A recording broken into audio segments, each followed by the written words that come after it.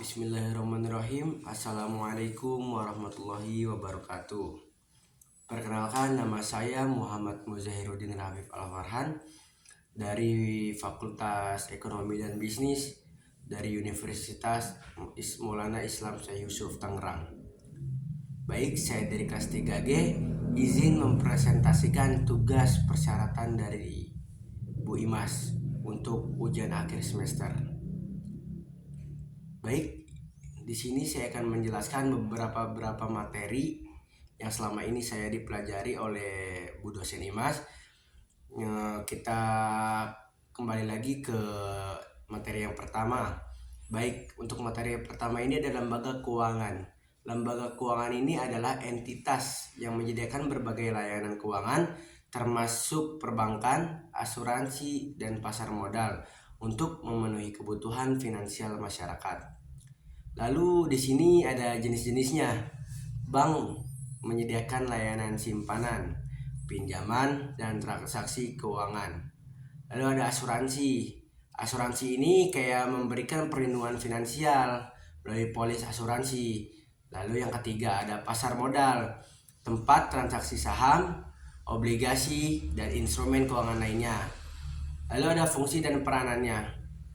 Lembaga keuangan memfasilitasi aliran uang, mengelola risiko keuangan, dan mendukung pertumbuhan ekonomi dengan memberikan akses finansial.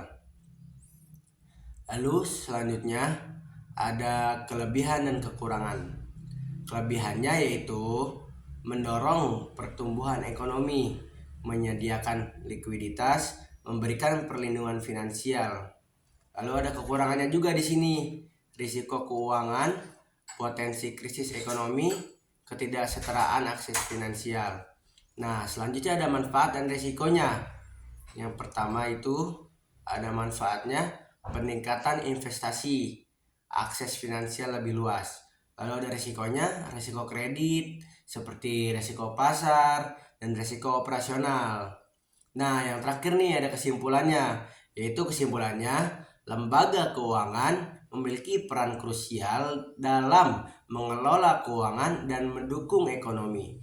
Namun, perlu diawasi secara ketat untuk mengurangi resiko sistematik dan melindungi kepentingan. Lalu, kita lanjut ke perkembangan dan jenis bank, ke materi selanjutnya. Definisinya, perkembangan dan jenis bank itu merujuk pada evolusi lembaga keuangan. Ini sering waktu melibatkan perubahan dalam struktur, teknologi, dan layanan yang disediakan. Nah, jenis bank mencakup klasifikasi berdasarkan fungsi, kepemilikan, atau spesialisasi dalam layanan tertentu. Pengertiannya, perkembangan bank mencakup transformasi dari model tradisional menjadi model digital, memanfaatkan teknologi untuk meningkatkan efisiensi dan kenyamanan.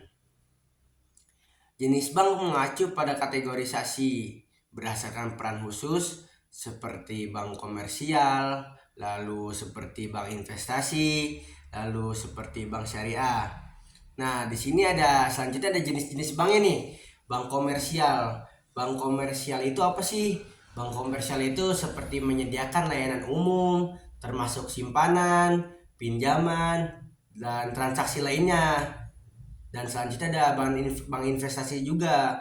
Bank investasi itu apa sih? Seperti berfokus kepada kegiatan investasi dan pasar modal. Nah, terus selanjutnya ada contohnya lagi nih, ada bank syariah. Bank syariah itu apa? Seperti beroperasi berdasarkan prinsip-prinsip syariah Islam. Seperti itu. Oke, kita lanjut ke step selanjutnya seperti fungsi dan peranannya. Fungsinya itu apa sih? Nah, fungsi bank melibatkan intermediasi keuangan, menyediakan likuiditas, serta memfasilitasi pembayaran dan investasi. Peranannya apa? Peranan bank sebagai penjaga stabilitas keuangan, mendukung pertumbuhan ekonomi, dan memberikan layanan keuangan kepada masyarakat. Seperti itu. Kita lanjut ke step selanjutnya seperti manfaat atau resiko. Manfaatnya itu apa? Nah, di sini kita akan menjelaskan manfaatnya nih, seperti perkembangan bank melibatkan peningkatan aksesibilitas efisiensi operasional, dan inovasi layanan. Nah, di sini ada selanjutnya ada resikonya juga. Seperti apa resikonya? Resikonya dapat muncul dari perubahan teknologi, resiko pasar, dan resiko kredit. Nah, kita lanjut ke step selanjutnya, itu ada kelebihan atau kekurangannya. Di sini ada kelebihannya nih. Apa itu kelebihannya? Kelebihan perkembangan bank mencakup peningkatan layanan online, akses global, dan efisiensi biaya. Nah, di sini juga ada kekurangannya. Kekurangannya itu apa? Kekurangannya dapat melibatkan tantangan keamanan cyber, resiko reputasi, dan ketidaksetaraan akses ke layanan keuangan. Baik, di sini nih ada yang terakhir nih kesimpulannya, yaitu perkembangan bank mencerminkan adaptasi industri keuangan terhadap perubahan kontekstual dan teknologis. Jenis bank memberikan keberagaman layanan sesuai dengan kebutuhan masyarakat dan perkembangan ekonomi.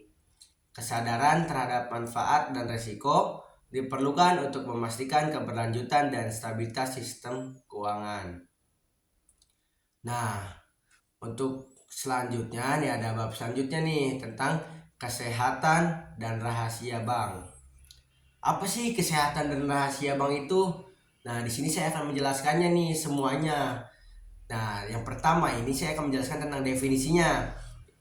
Kesehatan bank merujuk pada kondisi keuangan dan operasional sebuah bank, mencakup stabilitas, likuiditas, dan kemampuan untuk memenuhi kewajiban. Rahasia bank adalah konsep yang melibatkan perlindungan informasi rahasia nasabah oleh bank untuk menjaga privasi dan keamanan finansial. Dan di sini ada pengertiannya juga. Pengertiannya itu apa sih? Nah, pengertiannya itu adalah kesehatan bank mencerminkan kemampuan bank untuk berfungsi dengan baik dan mengelola risiko dengan efektif. Rahasia bank melibatkan perlindungan data nasabah agar tidak diakses atau diungkapkan tanpa izin.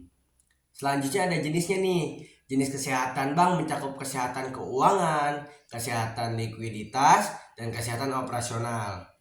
Rahasia bank juga nih mencakup kerahasiaan transaksi, informasi nasabah, dan strategi bisnis. Nah, seperti itu kurang lebihnya. Nah, baik, setelah ini juga saya akan menjelaskan nih fungsi dan peranannya nih. Nah, fungsinya itu apa sih? Nah, fungsinya di sini saya akan menjelaskan fungsi kesehatan bank melibatkan manajemen risiko, pengawasan likuiditas, dan penerapan praktik keuangan yang sehat. Peranannya juga nih, peranannya rahasia bank itu adalah melindungi privasi nasabah dan menjaga kepercayaan masyarakat. Lalu di sini ada manfaat atau resikonya juga. Saya akan menyebutkan nih manfaat atau resikonya. Yang pertama, manfaatnya kesehatan bank adalah stabilitas keuangan, kepercayaan nasabah, dan kemampuan untuk memberikan layanan jangka panjang. Lalu di sini ada resikonya. Resiko kesehatan bank melibatkan resiko kredit, resiko pasar, dan resiko likuiditas. Manfaat rahasia bank adalah privasi nasabah yang terjaga. Sementara resiko dapat melibatkan ancaman keamanan cyber dan potensi penyalahgunaan informasi. Seperti itu. Setelah ini saya akan menjelaskan kelebihan atau kekurangannya. Nah, di sini ada kelebihannya nih. Saya akan menjelaskan terlebih dahulu.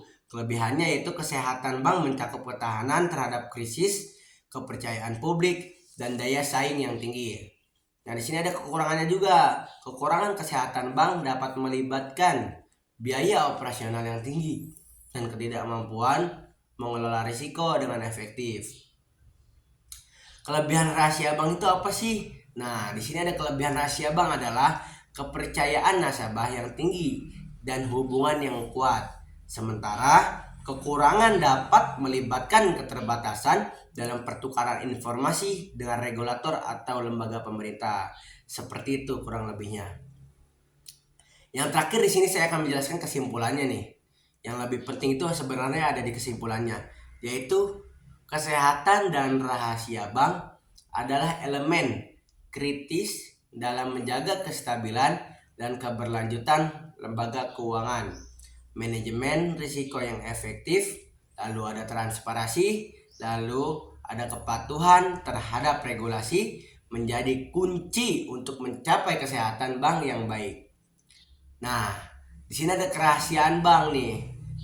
Kerahasiaan bank adalah landasan kepercayaan nasabah dan integrasi lembaga keuangan, tetapi perlu diimbangi dengan kepatuhan terhadap standar keamanan dan regulasi yang berlaku.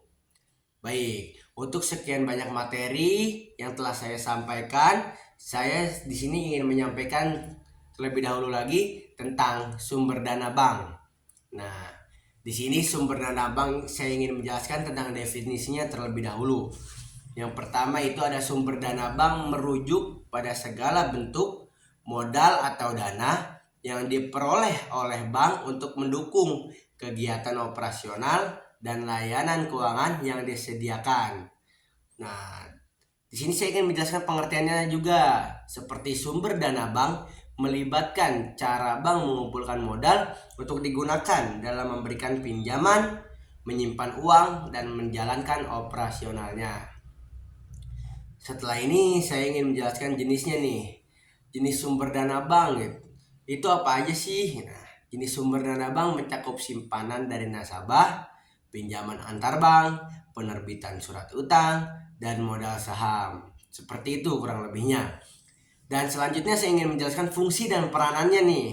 Fungsinya itu adalah sumber dana bank menyediakan modal yang diperlukan untuk memberikan pinjaman kepada nasabah dan menjalankan operasionalnya. Peranannya, sumber dana bank melibatkan menjaga keseimbangan antara aset dan kewajiban serta memastikan ketersediaan dana untuk memenuhi kewajiban finansialnya. Di sini ada manfaat atau resikonya juga. Nah, saya ingin menjelaskan manfaatnya juga. Yang pertama, manfaatnya sumber dana bank mencakup kemampuan bank untuk menyediakan layanan keuangan dan mendukung pertumbuhan ekonomi. Resiko sumber dana, bank melibatkan resiko likuiditas, yaitu kemampuan bank untuk memenuhi kewajiban finansialnya. Nah, di sini saya ingin menjelaskan kelebihan atau kekurangannya juga terlebih dahulu. Nah, di sini ada kekurangan atau kelebihannya. Yang pertama ada kelebihannya terlebih dahulu saya akan menjelaskan. Kelebihan sumber dana bank adalah diversifikasi sumber dana yang dapat mengurangi risiko dan meningkatkan stabilitas. Kekurangan sumber dana bank dapat melibatkan risiko bunga, di mana perubahan tingkat suku bunga dapat mempengaruhi biaya modal bank. Nah, untuk selanjutnya saya ingin menjelaskan kesimpulannya dari sumber dana bank. Nah, kesimpulannya dari sumber dana bank ini adalah merupakan elemen kunci dalam operasional dan keberlanjutan lembaga keuangan. Diversifikasi sumber dana dapat membantu bank mengelola risiko dan menyesuaikan dengan perubahan kondisi pasar. Manajemen yang efektif terhadap sumber dana sangat penting untuk memastikan likuiditas yang memadai dan mendukung kegiatan perbankan secara keseluruhan. Baik, untuk materi selanjutnya saya ini ingin menjelaskan dalam judul jasa bank lainnya. Nah, definisinya itu apa sih? Jasa bank lainnya mencakup layanan tambahan yang disediakan oleh bank selain dari layanan inti seperti simpanan dan pinjaman. Ini bisa mencakup layanan investasi, manajemen aset, dan berbagai produk keuangan. Nah, di sini ada pengertiannya. Pengertian jasa bank lainnya adalah layanan tambahan yang diberikan oleh bank untuk memenuhi kebutuhan keuangan lebih lanjut dari nasabah, seperti investasi, asuransi, dan reksadana. Untuk selanjutnya saya ingin menjelaskan tentang jenis-jenisnya. Jenis-jenis bank, jenis jasa bank lainnya melibatkan layanan seperti manajemen kekayaan, nah, layanan asuransi, lalu ada perdagangan valuta asing, dan penasehatan investasi. Seperti itu. Nah, untuk selanjutnya juga nih, saya ingin menjelaskan tentang fungsi dan peranannya. Apa sih fungsi dan peranannya dari jasa bank lainnya? Nah, di sini saya akan menjelaskannya nih. Fungsi jasa bank lainnya adalah menyediakan solusi keuangan yang lebih kompleks dan diversifikasi layanan, meningkatkan nilai tambah bagi nasabah. Nah, seperti itu kurang lebih fungsinya. Lalu di sini ada peranannya. Peranan jasa bank lainnya adalah mendukung nasabah dalam mencapai tujuan keuangan mereka melalui layanan khusus ini.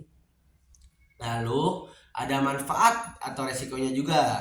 Di sini saya ingin menjelaskan manfaatnya. Manfaat jasa bank lainnya mencakup diversifikasi portofolio keuangan, peningkatan akses ke instrumen investasi, dan perlindungan melalui layanan asuransi.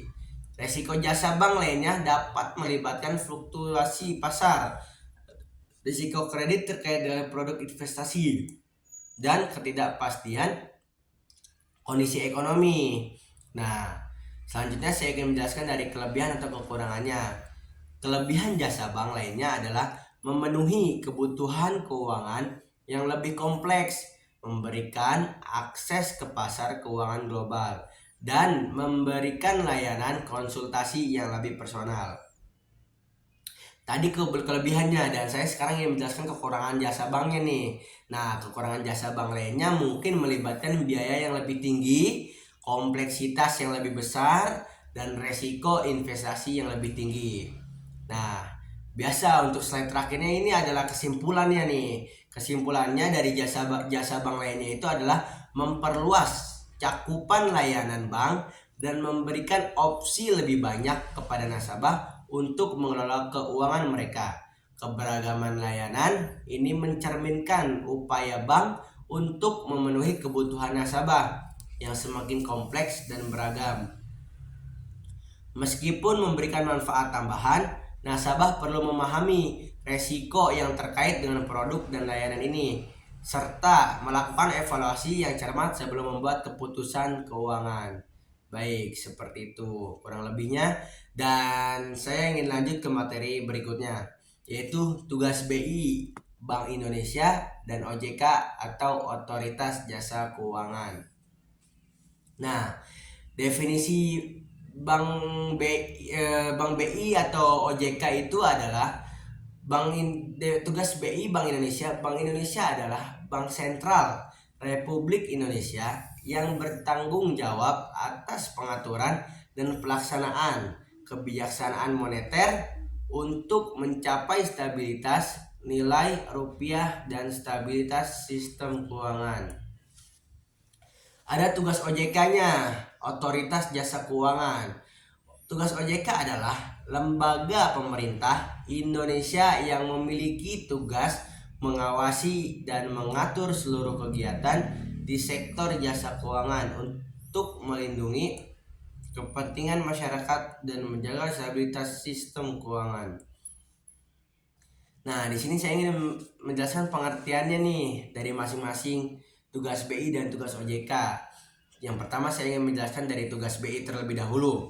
Pengertian tugas BI yaitu melibatkan pengendalian dan pengawasan kebijakan moneter, pengaturan uang dan perbankan, serta menjaga stabilitas sistem keuangan. Nah, yang kedua ada pengertian tugas OJK-nya nih, yaitu melibatkan pengawasan dan pengaturan terhadap perbankan, pasar modal, perasuransian, dan lembaga keuangan non-bank untuk memastikan keamanan dan keberlanjutan sektor jasa keuangan. Di sini saya ingin menjelaskan jenisnya nih, jenis tugas BI. Jenis tugas BI itu ada beberapa. Yang pertama ada kebijakan moneter, lalu ada pengaturan dan pengawasan perbankan, lalu ada manajemen uang. Nah, di sini saya ingin menjelaskan juga nih jenis tugas OJK. Yang pertama ada pengawasan dan pengaturan sektor perbankan, lalu ada pasar modal, perasuransian, dan lembaga keuangan non-bank. Setelah itu saya ingin menjelaskan nih fungsi dan peranannya. Saya ingin menjelaskan fungsi BI terlebih dahulu. Fungsi BI itu menjaga stabilitas nilai tukar, mengendalikan inflasi, dan memelihara stabilitas sistem keuangan. Nah, untuk fungsi OJK melakukan pengawasan, dan pengaturan untuk memastikan keamanan seperti keterbukaan dan keberlanjutan sektor jasa keuangan. Nah, di sini saya ingin menjelaskan nih manfaat atau resikonya. Manfaat BI, stabilitas ekonomi, nilai tukar yang terjaga, dan keamanan sistem keuangan. Nah, saya ingin menjelaskan manfaat OJK-nya juga. Manfaat OJK-nya itu yaitu keamanan dan perlindungan bagi para pemangku kepentingan di sektor jasa keuangan. Nah, resiko BI dan resiko OJK. Resiko BI dan resiko OJK itu risiko kebijakan yang kurang tepat untuk resiko kegagalan pengawasan. Seperti itu kurang lebihnya. Di sini saya ingin menjelaskan tentang kelebihan dan kekurangannya. Nah, di sini kelebihan dan kekurangannya itu seperti kelebihan BI. Kelebihan BI itu kemampuan mengendalikan kebijakan moneter, menjaga stabilitas nilai tukar, dan memberikan keyakinan kepada pelaku ekonomi. Nah, selanjutnya ada kelebihan keamanan atau kelebihan OJK, yaitu meningkatkan transparansi dan keamanan di sektor jasa keuangan. Seperti itu. Dan di sini ada kekurangan BI dan OJK. Kekurangan BI dan OJK yaitu resiko ketidakseimbangan antara stabilitas dan pertumbuhan ekonomi serta risiko kebijakan yang kurang efektif. Dan seperti biasa yang terakhir ada kesimpulannya. Jadi kesimpulan dari tugas BI dan OJK sangat krusial dalam menjaga stabilitas ekonomi dan sektor jasa keuangan. Kolaborasi yang baik antara BI dan OJK penting untuk mencapai tujuan bersama dalam menciptakan sistem keuangan yang sehat, aman, dan berkelanjutan. Untuk materi selanjutnya, kita lanjut ke pasar uang, pasar asing, dan pasar modal. Nah, untuk pembahasan ini cukup menarik nih, pasar uang, pasar asing, dan pasar modal. Karena untuk materi ini banyak dijadikan sebagai definisi-definisi. Nah, di sini saya ingin menjelaskan nih definisi dari masing-masing materi seperti pasar uang, pasar asing, dan pasar modal. Definisinya itu adalah pasar uang, pasar di mana instrumen keuangan dengan jangka waktu pendek diperdagangkan seperti sertifikat deposito, surat berharga, dan instrumen pasar uang lainnya. Nah, di sini ada pasar asing juga. Pasar asing itu pasar di mana mata uang asing dan instrumen keuangan internasional diperdagangkan, termasuk nih salah satunya transaksi valuta asing atau forex, dan contoh lainnya seperti instrumen derivatif juga, seperti itu. Nah, di sini saya ingin menjelaskan dari pasar modal juga terlebih dahulu nih, seperti pasar di mana instrumen keuangan dengan jangka waktu panjang seperti saham dan obligasi diperdagangkan gitu, seperti itu. Nah, di sini saya ingin menjelaskan nih, sebelumnya saya menjelaskan definisi dan sekarang saya ingin menjelaskan pengertian dari masing-masing pasar tersebut. Yang pertama, pasar uang. Pasar uang tempat pertemuan antara peminjam dan yang membutuhkan dana jangka pendek dan memberi pinjaman yang bersedia memberikan dana tersebut.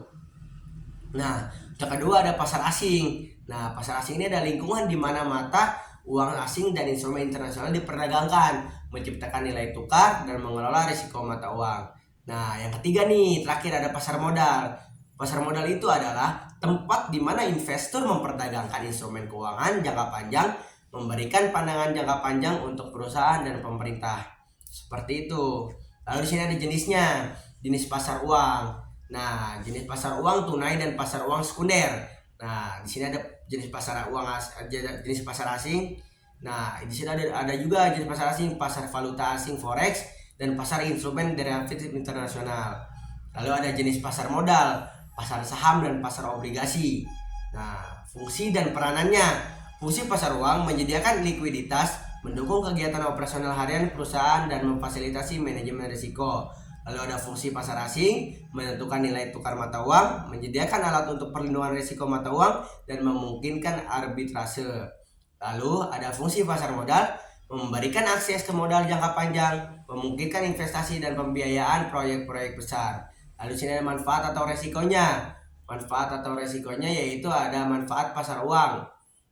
Nah, manfaat pasar uang ini ada likuiditas tinggi, kemudahan akses, dan fleksibilitas investasi. Nah, seperti itu. Nah, ada manfaat pasar asing. Manfaat pasar asing itu ada beberapa juga, seperti diversifikasi risiko, akses ke pasar internasional, dan peluang arbitrase. Dan yang terakhir ada manfaat pasar modal, seperti pembiayaan jangka panjang, pertumbuhan modal dan investasi jangka panjang. Lalu ada risiko pasar uang, pasar asing, dan pasar modal. Risikonya itu apa? Ketiganya mempunyai fluktuasi harga, risiko suku bunga, dan risiko mata uang. Lalu ada kelebihan atau kekurangannya. Kelebihan pasar uang, likuiditas yang tinggi dan tingkat risiko yang relatif rendah. Kelebihan pasar asing, kelebihannya itu diversifikasi risiko, peluang arbitrase, dan akses ke pasar global. Lalu ada kelebihan pasar modal, kelebihannya pembiayaan jangka panjang, pertumbuhan ekonomi, dan penciptaan nilai jangka panjang. Kekurangan pasar uang, pasar asing, dan pasar modal. Risiko fluktuasi harga dan nilai tukar serta ketidakpastian ekonomi. Nah, terakhir ada kesimpulan. Kesimpulan yaitu pasar uang, pasar asing, dan pasar modal adalah elemen krusial dalam sistem keuangan global. Keberadaan dan perkembangan pasar ini mendukung pertumbuhan ekonomi dan memberikan peluang dan tantangan bagi pelaku ekonomi. Seperti itu. Baik, untuk bab selanjutnya saya ingin menjelaskan tentang pegadaian. Materi selanjutnya, pegadaian. Nah, di sini pegadaian banyak seringkali untuk masyarakat terutama di Indonesia yang mengalaminya. Nah, di sini saya ingin menjelaskan nih definisi, pengertian, jenis-jenis, dan yang lain-lain nih. Nah, pegadaian. Definisinya, pegadaian adalah lembaga keuangan yang memberikan layanan pinjaman dengan jaminan barang berharga seperti emas, perak, atau barang berharga lainnya. Dan di sini ada pengertiannya. Pengertian pegadaian merupakan lembaga keuangan yang memberikan pinjaman dengan menggunakan barang berharga sebagai jaminan. Nasabah dapat menyimpan barang berharga tersebut sebagai jaminan dan mendapatkan pinjaman dengan syarat-syarat tertentu. Jenis pegadaian dapat melibatkan gadai emas, gadai perak, atau barang berharga lainnya sesuai kebijakan dan layanan yang disediakan oleh lembaga pegadaian. Di sini ada fungsi dan peranan juga. Fungsi pegadaian adalah memberikan pinjaman kepada nasabah dengan jaminan barang berharga dan memberikan layanan gadai sesuai dengan ketentuan yang berlaku. Peranan pegadaian adalah memberikan solusi finansial cepat dengan menggunakan barang berharga sebagai jaminan, terutama sebagai mereka yang kesulitan mendapatkan pinjaman dan lembaga keuangan lainnya. Lalu ada manfaat atau risiko. Manfaat pegadaian adalah memberikan akses cepat ke dana dengan menggunakan jaminan barang berharga tanpa memerlukan proses kredit yang rumit. Risiko pegadaian melibatkan risiko kehilangan barang jaminan jika nasabah tidak dapat melunasi pinjaman. Di sini ada kelebihan atau kekurangannya juga. Kelebihan pegadaian adalah memberikan akses cepat ke dana tanpa memerlukan proses kredit yang panjang dan proses relatif mudah. Lalu ada kekurangan. Kekurangan pegadaian dapat melibatkan tingginya tingkat suku bunga dan risiko kehilangan barang jaminan juga jika nasabah tidak dapat melunasi pinjaman. Lalu yang terakhir ada kesimpulan. Pegadaian merupakan alternatif yang dapat diandalkan untuk mendapatkan pinjaman cepat dengan menggunakan barang berharga sebagai jaminan, meskipun memberikan keuntungan dalam hal kecepatan akses ke dana. Nasabah perlu mempertimbangkan baik manfaat dan risiko yang terkait dengan layanan ini sebelum mengambil keputusan. Pegadaian dapat memberikan solusi finansial yang cepat bagi mereka yang membutuhkan pinjaman dengan jaminan barang berharga. Namun, perlu dilakukan dengan bijaksana untuk menghindari risiko yang mungkin timbul. Baik, untuk cukup sekian mungkin dari saya dalam menjelaskan materi-materi yang tersebut. Kurang lebihnya saya mohon maaf. Billahi taufiq wal hidayah. Wassalamualaikum warahmatullahi wabarakatuh.